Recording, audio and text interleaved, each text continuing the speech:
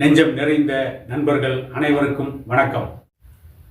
மராட்டிய மாமன்னன் சத்ரபதி சிவாஜியை பற்றி வரலாற்று பெருமைகள் பல இருக்கிறது.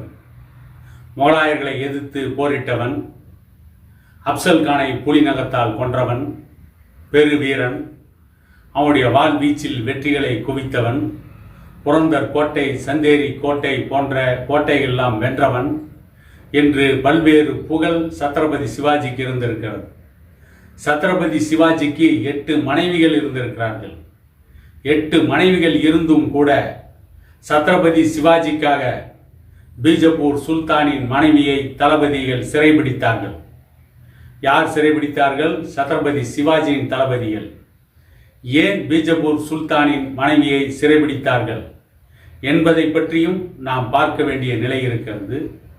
அப்படி சிறைபிடித்து வந்த பீஜப்பூர் சுல்தானின் மனைவியை பார்த்துவிட்டு சிவாஜி சொன்னது என்ன என்றும் வரலாற்றிலே பல குறிப்புகள் இருக்கிறது. அது மட்டுமல்ல, மராட்டியர்களை பொறுத்தவரை அவர்கள் எந்த நாட்டின் மீது படையெடுத்திருந்தாலும் சரி, எங்கே வெற்றி கொண்டாலும் சரி, வெற்றி கொண்ட பகுதியில் அந்த தோல்வியடைந்த மன்னனுடைய அவர்களுடைய குடும்பத்தை சார்ந்தவர்கள், அவர்களை சார்ந்தவர்கள் அவருடைய குடும்பத்து பெண்களை எந்த தொல்லையும் செய்ததில்லை. அவர்களை பாதுகாப்பாகவே செல்ல அனுமதித்தார்கள். அவர்கள் மீது பாலியல் வன்கொடுமைகளையோ அவர்களை சிறைபிடிப்பதையோ அவர்கள் மேற்கொண்டதில்லை. அப்படி இருந்தும் சத்ரபதி சிவாஜியின் தளபதிகள் ஏன் பீஜப்பூர் சுல்தானின் மனைவியை சிறைபிடித்தார்கள்? சிறைபிடித்து வந்து அவர்கள் சத்ரபதி சிவாஜியின் முன்னால் நடந்து கொண்ட விதம் எப்படிப்பட்டது என்பதையும் பார்க்கின்ற பொழுது, ஒரு முத்து பல்லக்கிலே சிறைபிடித்து அந்த பல்லக்கிலே சத்ரபதி சிவாஜியின் தளபதிகள் கொண்டு வந்து நிறுத்துகிறார்கள். சத்ரபதி சிவாஜி பல்லக்கின் மீது அலாதி பிரியம் கொண்டவன், பேராவல் கொண்டவன், பெரும் ஆசை கொண்டவன்.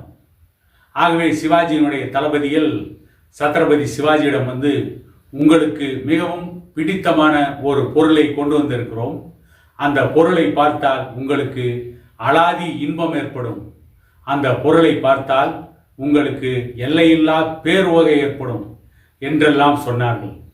கேட்ட சத்ரபதி சிவாஜி, அப்படி என்னதான் இந்த தளபதிகள் கொண்டு வந்து விட்டார்கள் என்று பார்ப்பதற்காக வெளியே வந்து பார்க்கிறான்.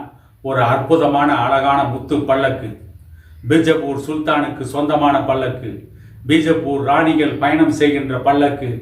அதை பார்த்தவுடன் சிவாஜிக்கு எல்லையில்லா ஆனந்தம், களிப்பேர் ஓகை கொள்கிறான்.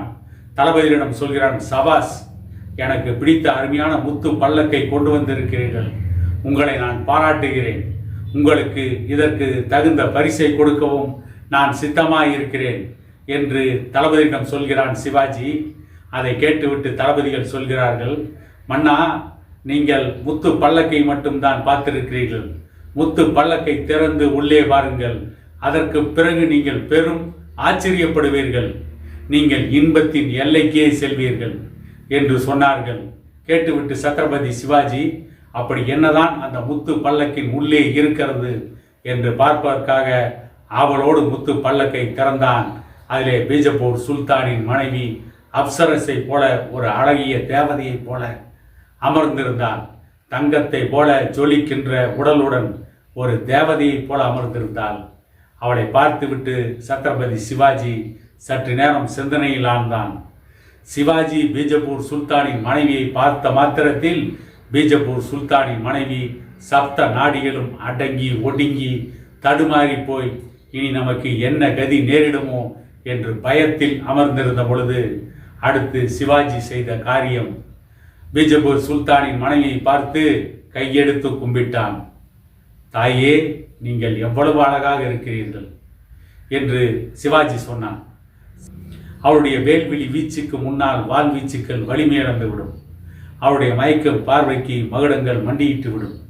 அவளுடைய நெளியும் இடை வளைவில் சாம்ராஜ்யங்கள் சரிந்துவிடும். அப்படிப்பட்ட அழகுதான். ஆனாலும் சிவாஜி கையெடுத்து கும்பிட்டு பீஜப்பூர் சுல்தானின் மனைவிடம் சொன்னான், தாயே, நீங்கள் எவ்வளவு அழகாக இருக்கிறீர்கள், உங்களுடைய வயிற்றில் நான் ஒரு மகனாக பிறந்திருந்தால் நான் எவ்வளவு அழகாக ஜொலித்திருப்பேன் என்னை பார்த்து எவ்வளவு பேர் ஆனந்தப்பட்டு இருப்பார்கள். அப்படிப்பட்ட அளவோடு நான் பிறக்கவில்லையே என்ற ஒரு ஏக்கம் எனக்கு இருக்கிறது. இன்னொரு ஜென்மம் என்று ஒன்று இருந்தால் உங்களைப் போல ஒரு அழகிய தாயின் வயிற்றில் நான் பிறக்க வேண்டும் என்று சொல்லிவிட்டு, இந்த தாயை எங்கிருந்து கொண்டு வந்தீர்களோ அங்கேயே கொண்டு போய் பத்திரமாக சேர்த்து விடுங்கள் என்று அவனுடைய தளபதிகளுக்கு ஆணையிட்டான் சத்ரபதி சிவாஜி. இதை ஏன் இந்த இடத்திலே பதிவு செய்கிறேன் என்று சொன்னால், சிவாஜி இந்து மதத்தை காத்தார். சிவாஜி இந்து ராஷ்டிரத்தை உருவாக்கினார். சிவாஜி என்கின்ற மாபெரும் போர் வீரன் மட்டும் இல்லை என்றால் இந்தியாவில் இந்து மதம் அழிந்திருக்கும் என்றெல்லாம் இன்றைக்கு பிரச்சாரம் செய்து கொண்டிருக்கிறார்களே, அது மிகவும் தவறான பிரச்சாரம். ஏனென்றால் இந்து மதத்தை யாராலும் அழிக்க முடியாது. முகலாய பேரரசுகள் நீண்ட காலம் இந்தியாவில் ஆண்ட பொழுது அன்றைக்கு இந்து மதத்தை அழிக்க முடியவில்லை. அதற்கு பிறகு ஆங்கிலேயர்கள் வந்தார்கள், அவர்கள் கிறிஸ்துவ மதத்தை பரப்பினார்கள், இருந்தும் இந்து மதத்தை அழிக்க முடியவில்லை. ஆனால் சத்ரபதி சிவாஜி இல்லை என்றால் இந்து மதம் அழிந்திருக்கும் என்று சொல்வதே ஒரு தவறான பிரச்சாரம். இந்து மதம் அழியாது, இந்து மதம் தொடர்ந்து உயிர்ப்போடுதான் இருக்கும் என்ற உண்மை இருந்தும் கூட சிவாஜியுடைய இந்த அற்புதமான மாட்டான் மனைவியின் மீது சிவாஜி மையல் கொள்ளவில்லை. சத்ரபதி சிவாஜிக்கு 8 மனைவிகள் இருந்தாலும் கூட ஒரு அழகிய பெண் என்றால் சிலர் காமுகனை போல நடந்து கொள்வார்கள். அப்படி பல ஆட்சியாளர்கள் இருந்திருக்கிறார்கள். ஆனால் சத்ரபதி சிவாஜி அப்படி நடந்து கொள்ளவில்லை.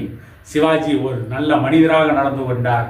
ஒரு அரசன் எப்படி இருக்க வேண்டும் என்பதற்கு ஒரு இலக்கணமாக நடந்து கொண்டார் என்று சிவாஜியை பற்றிய இந்த வரலாற்று உண்மைகளை எல்லாம் இன்றைக்கு சிவாஜி இந்து மதத்தை காத்தார் என்று சொல்லிக் கொண்டிருப்பவர்கள் இவற்றை பற்றியெல்லாம் பெரும்பாலும் பேசுவதில்லை. ஆகவேதான் சிவாஜியை பற்றி இந்த அற்புதமான வரலாற்று உண்மையை இன்றைக்கு நான் பதிவு செய்திருக்கிறேன் என கூறிக்கொண்டு மீண்டும் உங்களை சந்திப்பதில் பெருமகிழ்ச்சி கொள்கிறேன்.